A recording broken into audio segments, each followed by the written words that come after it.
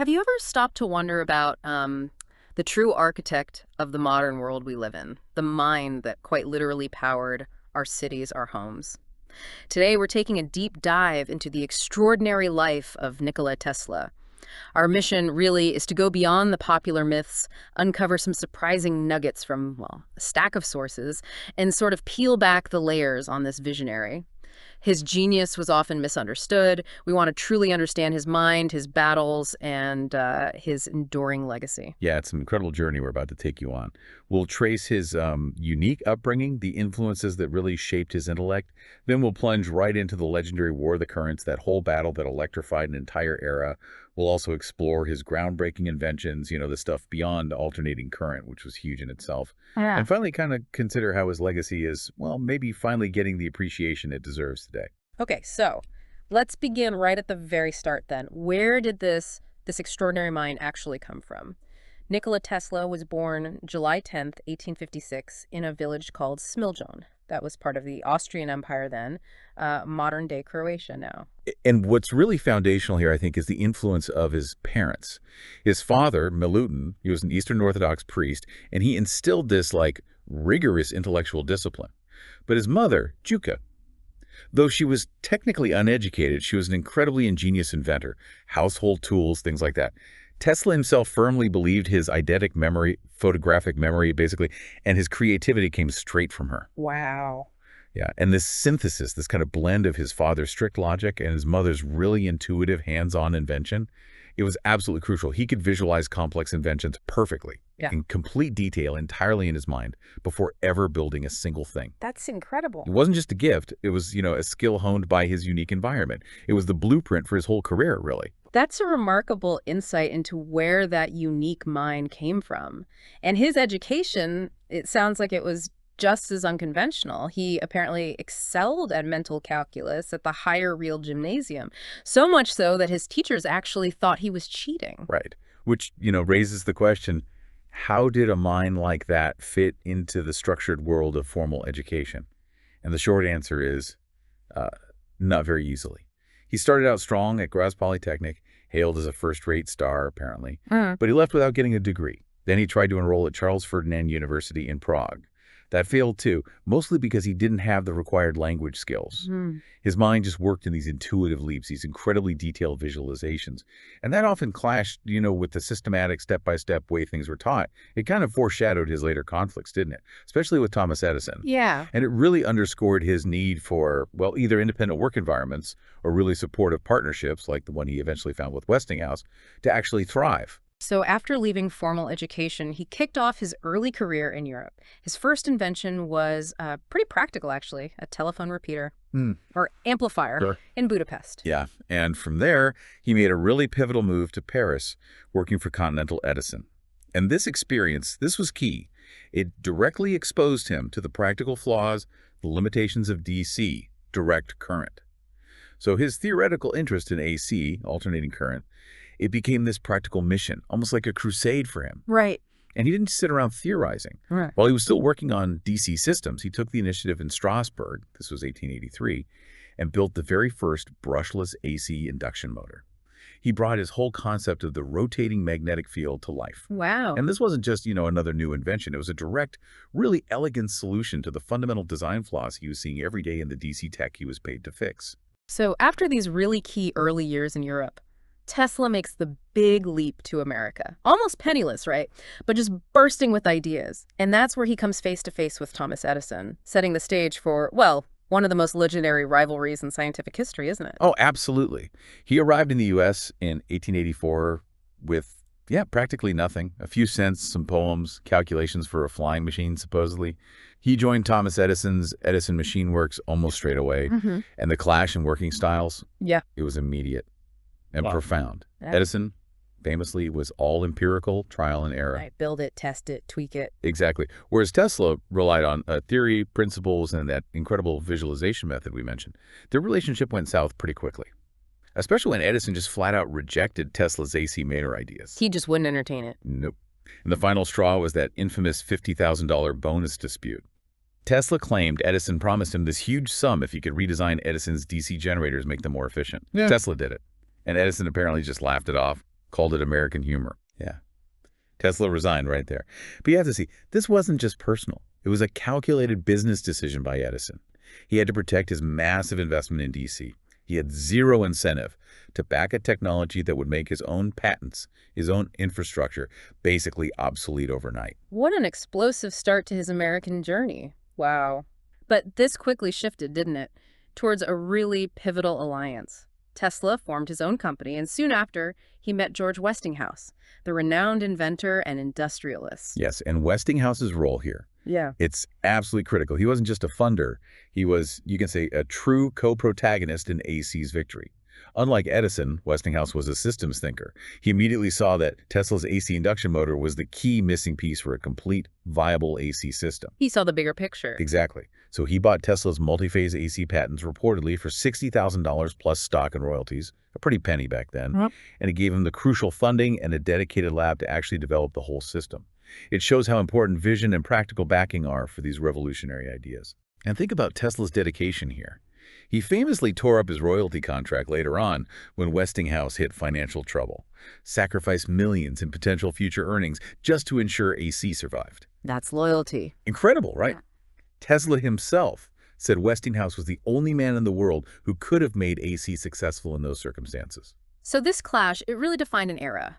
And its outcome basically dictates how we power our lives today. So just to be clear for everyone listening, what exactly were the core technical differences between DC and AC that made this such a fundamental battle? Okay, yeah, let's break it down. At its heart, DC, direct current.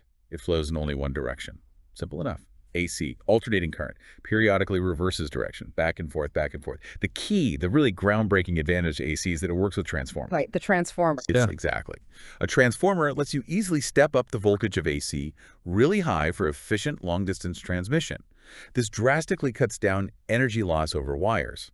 Then, near where you need the power, you use another transformer to step down the voltage to a safe level for homes and businesses. Okay. Edison's low-voltage DC just couldn't do this effectively. It meant you needed power plants, like every mile or so, which was just economically impossible for widespread distribution. Right, only practical for very dense areas. Precisely. So the War of the Currents wasn't just about different types of electricity. It was a battle of network architectures. Edison's DC was localized. Tesla and Westinghouse's AC system was centralized. It could generate massive power from one place, like a waterfall. Like Niagara Falls later on. Exactly. And distributed across huge networks, even whole continents eventually. Yeah. AC won because it was just inherently more scalable, more efficient, and ultimately more economical for building a modern power grid. And as you can imagine, this wasn't just a polite technical debate. Edison, fiercely protecting his DC empire, launched this pretty vicious propaganda campaign to brand AC as dangerous. Oh, he absolutely did. And this campaign, it really highlights something important. In these big tech battles, the story you tell, the narrative, can be just as powerful as the tech itself. Edison used what we now call FUD tactics: fear, uncertainty, and doubt. FUD, right? He held public demonstrations where he electrocuted stray animals using AC. Horrible stuff designed purely to frighten the public. But maybe most disturbingly, he actively pushed for AC to be used in the newly developed electric chair. He wanted to link Westinghouse's technology directly with death in people's minds. That's dark. It really is. His associates even tried to get people to use the phrase "to be Westinghoused" as a synonym for being electrocuted. It was a brutal smear campaign. Just ruthless. It's pretty unsettling how effective those tactics could be, isn't it? Makes you wonder how much truly innovative tech gets, well, stifled by aggressive market strategies like that. So given how effectively Edison was wielding public fear, how did Westinghouse and Tesla manage to cut through all that noise? Was it just the technical superiority of AC, or did they have their own counter strategy? That's a really great question, because it wasn't just about being technically better. They needed to win hearts and minds too, or at least the minds of the investors and city planners. Westinghouse and Tesla secured two really decisive victories that dramatically shifted things. First, there was the 1893 World's Columbian Exposition in Chicago. Westinghouse and Tesla dramatically underbid Edison's General Electric for the lighting contract, like $399,000 versus GE's $554,000. A huge difference. Massive. And the exposition became known as the City of Light. It was powered entirely by Tesla's 12 multi-phase AC generators. It was this magnificent, undeniable public demonstration of AC's capabilities and, crucially, its safety to over 27 million visitors. That effectively ended the public debate. They let this technology speak for itself, but on a huge, dazzling scale. Smart. But the ultimate victory, the one that really cemented AC's dominance, came when Westinghouse secured the contract for the world's first large-scale hydroelectric power plant at Niagara Falls. This project, which was actually a childhood dream of Tesla's. Wow, really? Yeah, it harnessed the immense power of the falls, transmitted electricity miles away to Buffalo, New York, and eventually even powered parts of New York City. It proved AC's industrial superiority beyond any doubt. So Chicago won the public perception battle. Niagara won the industrial scale war. It showed AC could power not just lights, but entire cities and industries. What a monumental shift. Okay, so let's shift our focus a bit now, away from the current war and onto Tesla's broader genius. Because beyond that battle for electrification, his mind was just constantly buzzing with other revolutionary ideas. Let's start with arguably his most commercially important invention, the AC induction motor. Ah, yes, the workhorse. Yeah. Its brilliance really lies in its physical simplicity, which, interestingly, stemmed directly from its theoretical elegance. See, Tesla got rid of the complicated mechanical parts found in DC motors, the brushes, the commutators. Those things wear out, cause sparks, need constant maintenance. Right, they were a weak point. Exactly. Instead, he used this abstract principle of a rotating magnetic field generated by out-of-phase, multi-phase currents in the stationary part, the stator. This rotating field then induces a current in the rotor, the moving part, making it spin without any direct electrical connection. No brushes needed. So clever. It created a vastly more durable, more efficient, and simpler machine. It literally became the workhorse of industry. He essentially solves a mechanical problem using physics, replacing hardware with theory. That's a great way to put it. It was a true paradigm shift in motor design, and it's still powering factories and countless appliances worldwide today. Okay, another visually stunning one was the Tesla Coil, patented in 1891. We've all seen those pictures, right? The dramatic sparks, the lightning bolts in the lab. But what was its real significance beyond just the cool spectacle? Yeah, the spectacle is hard to ignore, but the Tesla Coil, you should really think of it as a revolutionary scientific instrument. It was kind of like Tesla's telescope for the electromagnetic spectrum. It let him create an experiment with high-frequency, high-voltage electricity in ways no one had before. How did it work, basically? It's essentially a resonant transformer circuit. It uses the principle of resonance. Think about pushing a swing at just the right moment to make it go higher and higher. The coil builds up energy through resonance, generating these immense voltages and frequencies, creating those dramatic electrical discharges. Yeah. Now, its direct commercial use was pretty limited back then, but it was absolutely foundational for his later wireless experiments. And its core principles are still used in radio technology and other fields today. It was a tool for discovery. And then there was Tesla's, well, perhaps his most ambitious dream, the Wardenclyffe Tower, that huge structure out on Long Island. What exactly was his vision for that project? And, well, why did it ultimately fail? Wardenclyffe, yeah, that was the big one. The grand vision. It was envisioned as a global broadcasting system, not just messages, but telephone calls, images, and eventually his ultimate goal, wireless power transmission. Wireless power, globally. That was the dream. He believed he could use the Earth itself as a giant electrical conductor, create resonant standing waves in the planet that could be tapped into anywhere for power. Mind-blowing concept. Totally. J.P. Morgan initially funded it. But Morgan was mainly interested in transatlantic communication, like a wireless telegraph to compete with the existing cables. Okay, a more limited scope. Right. And then Marconi managed his simpler, much cheaper transatlantic Morse code transmission in 1901. After that, Morgan saw a quicker path to profit elsewhere and pulled his funding from Tesla. Wardenclyffe was never finished. It was eventually torn down. Such a shame. It really was. But the deeper insight here, I think, is about Tesla the inventor versus Tesla the innovator. He was a master inventor, no doubt. But he often struggled with the innovation side, the practical, step-by-step process of bringing things to market. His vision for Wardenclyffe was immense, maybe too immense, aiming for a perfect global system all at once, while competitors like Marconi took smaller, more profitable steps. And the free energy idea probably didn't help with funding either. Exactly. His vision of free energy fundamentally clashed with the capitalist system. How do you meter it? How do you charge for power that's just available everywhere? It was a commercial challenge as much as a technical one. It's just incredible how many of Tesla's other, maybe minor inventions were just so far ahead of their time. Their real impact wasn't felt for decades. He truly was thinking in the next century. He really, really was. Take radio, for instance. His foundational patents, his demonstrations, they laid the groundwork for modern wireless communication. And years later, the U.S. Supreme Court actually posthumously acknowledged his priority over Marconi in key radio patents. I didn't know that. Yeah. Then there's remote control. In 1898, he demonstrated the world's first radio-controlled device. It was a small boat controlled wirelessly in Madison Square Garden. Wow. What did people think? They thought it was magic or telepathy. But the principles he used radio waves controlling an uncrewed vehicle are exactly the same ones behind today's drones, remote-controlled cars, even guided missiles. Amazing foresight. And there's more. He demonstrated fluorescent and neon lighting way back at the Chicago World's Fair. He did independent research into X-rays, calling them shadowgraphs. He designed a unique bladeless turbine. When you look at his whole record, Tesla held over 112 U.S. patents, many more internationally. And crucially, these weren't just for single gadgets. They often covered entire systems. Like the AC system. Exactly. Systems for power production, distribution, and use. His multi-phase system is the prime example. These patents weren't just technical documents. They were legal and commercial weapons in the current war, sure. But they also map out this staggering breadth of vision. You've got patents like the electromagnetic motor from 1888, the Tesla Coil from 1894, that remote control system from 1898, even the Wardenclyffe energy transmission system patent from 1914, long after funding dried up. It really is a tragic irony, though, isn't it? Despite creating such immense value for society, Tesla himself managed to keep so little personal wealth. His later life was just such a stark contrast to his monumental contributions. Yeah, it really highlights that crucial distinction between invention, which Tesla mastered, and innovation, which is about successfully bringing inventions to market, navigating the business world, sustaining them. He suffered setbacks, like the devastating lab fire in 1895 that destroyed years of work, notes, prototypes. Terrible. Yeah. And he became increasingly reclusive later in life, developed some peculiar habits, a quite severe germophobia.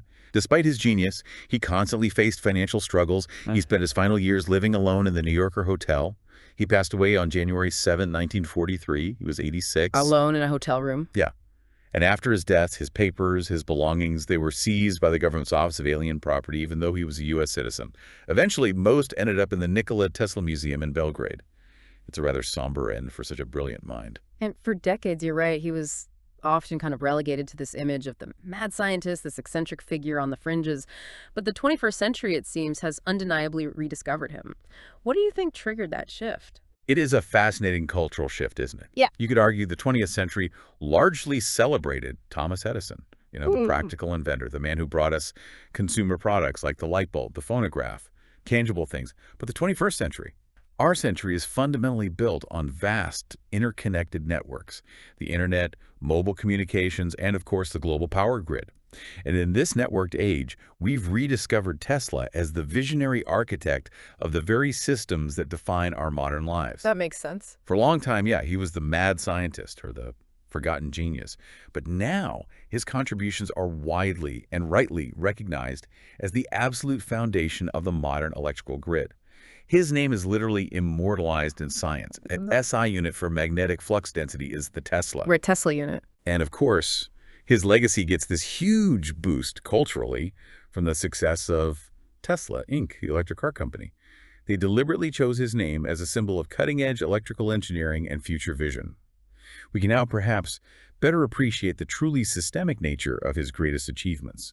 He wasn't just a rival who lost a business battle to Edison. He designed the fundamental operating system for modern industrial civilization, and the world he helped build is proof of his enduring, monumental value. What an incredible journey we've taken through the life and mind of Nikola Tesla, his unique upbringing, that visionary intellect, his tireless work. It truly laid the groundwork for our entire electrified world. Despite all the challenges he faced, the personal costs, he really did shape the world we all inhabit today. Absolutely. And maybe here's a final thought for you to consider. It's something provocative, perhaps. Think about this. If Tesla had somehow been as skilled at business, at navigating finances, at incremental innovation, as he was at sheer fundamental invention, how might the development of our global energy systems, maybe even communication systems, have unfolded differently? And perhaps more importantly, what does that tell us about the challenges and possibilities for things like free or ubiquitous energy today? Definitely something to ponder next time you flip a switch or charge your phone. Thank you so much for joining us on this deep dive into the world of Nikola Tesla. We really encourage you to explore more about this amazing inventor and the incredible world he helped create.